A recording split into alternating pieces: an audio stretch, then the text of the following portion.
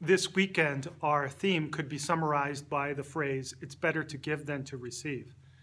Now, the first reading and the gospel give us two great examples of widows who personify that phrase, "It's better to give than to receive." But let's look at a far different or sophisticated approach to our theology. We all know that we are made in the image and likeness of God, so somehow we mirror or echo who God is. If we look at God, we believe he is a Trinity, Father, Son, and Holy Spirit, three distinct divine persons in one Godhead or one divine substance.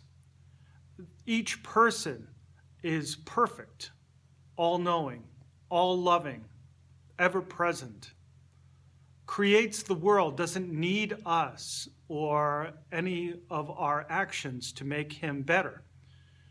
But in the core of the Trinity, this phrase, "It's better to give than to receive," is really played out very well.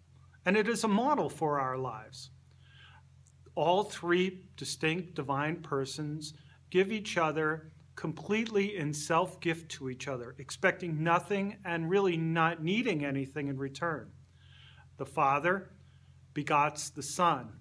The Son is born into this world and shows us how to live and to love, ultimately loving the Father as we should in perfect obedience on the cross. When he ascends back into heaven and sits next to God's right hand, the product of their love, Father and Son, is really the Holy Spirit poured out upon the church and, in fact, on all the world. And so each person of the Trinity gives to the other two a self-gift, a perfect sacrificial love, expecting and not needing anything in return. That's the core of who God is, pure love. Now, we mirror that love because we are made in the image and likeness of God. And that means that when we give ourselves like God gives himself to us, we're most happy. It's when we cling or hoard or hold on to or look for something to grasp onto desperately that we become anxious, worried, wanting more and yet never being satisfied. That is when we are not being the image and likeness of God. Now, like I said before, there's two great examples of how we live this giving of ourselves to each other. In the first reading, there is the widow of Zarephath. Now, there is nobody poorer than this woman. In the 9th century before Christ, the prophet Elijah comes to her. Unfortunately, there has been a big drought. And because of a drought, no crops can grow, and there's a famine. This poor woman, who is a widow, does not have a husband, he's died, but has a son that she must take care of, is searching around for sticks, something to build a fire so that she can make a last meal, and then she says she and her son will die. The prophet Elijah comes to her and begs for a glass of water. She may have a little bit of water, but not much. He also begs for a piece of bread. She looks at him almost wide-eyed, can't believe it, because all she has is this last little bit of water and a bit of bread for her last meal before she passes away with her son. But the prophet even presses her further and says, after the water and the bread, "Why don't you make me a cake?" Now, if this wasn't such a tragic situation for her, it'd almost be like a comedy. She goes ahead and she does what he asks.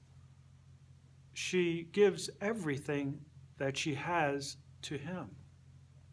Of course, the prophet rewards her and says that throughout the whole year, her jar of oil will never run dry, and her jar of flour will never be empty. And it comes to pass. While the whole village is devastated, and everyone passes away, she's living in abundance. Why? Because she's living in the image and likeness of God. It's better to give than to receive. The second widow we find in the gospel, where Jesus is with all the Pharisees and the scribes near the temple. And while all the Pharisees and scribes are parading around in their long robes and their jewelry and taking places of honor in the synagogue and praying out loud, attracting attention to themselves, a poor little widow comes into the temple area.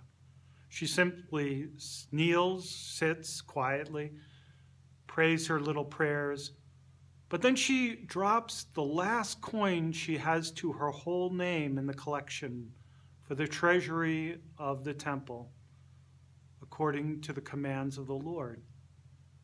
And then we don't hear anything more about her. She simply moves on her way. She doesn't hang a big sign and says, "Look how great I am." She doesn't say really anything. Her actions speak for themselves. She knows that everything she's been given has been given to her by the Lord, and obviously she feels compelled to return it back to the Lord. Unlike the Pharisees and scribes, this woman shows us what faith is all about. These two women live in the image and likeness of God.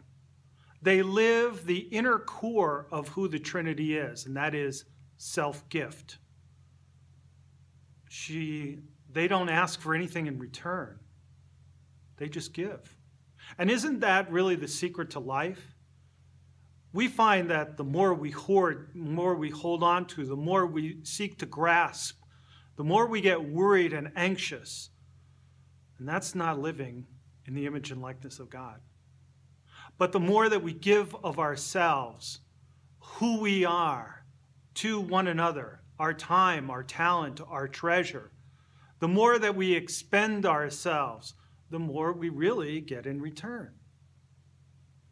When we want to share joy in the community, it attracts people. People want to be around joyful people. So as we expend joy, we get more joy back. When we share our faith, when we step out and we express what we believe in, that we believe in Jesus Christ, it attracts people who want to either deepen their faith or know more about the faith. And so around us, we have this parish community which strengthens us, perhaps when we need it most. You can pick any real emotion, but the message is really the same.